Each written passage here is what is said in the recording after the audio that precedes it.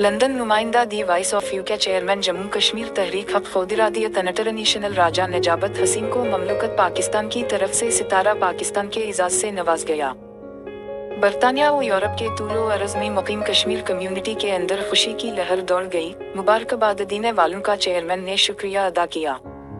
तफसीलात के मुताबिक पाकिस्तानी हाई कमीशन लंदन में अजीम अलशान तकरीब मुनक्किद की गई, जिसमें बरतानिया भर से कश्मीरी व पाकिस्तानी सियासी व समाजी रहनुमाओं ने शिरकत की। इज्जत माब सफीर पाकिस्तान जनाब मुअज्जम अहमद खान ने सदर ममलकत इस्लामी जमहूरिया पाकिस्तान की जानिब से चमज़ार अमीन JKSDMI राजा नजाबत हसीन को इनकी मसल कश्मीर पर तवील और अनथक जिद्दोजहद पर तमवा सतार पाकिस्तान इनायत किया। सफीर पाकिस्तान ने राजा नजाबत हसीन की खिदमत का जिक्र करते हुए इनकी मसल कश्मीर तवील जिद्दोजहद पर फख्री जज्बात का इजहार किया और कहा कि राजा नजाबत हसीन ने अपनी सारी जिंदगी भारतीय जुल्म और सितम के शिकार कश्मीरी अवाम की आवाज़ दुनिया के आला ऐवानों तक पहुंचाने में वक़्फ़ कर दी।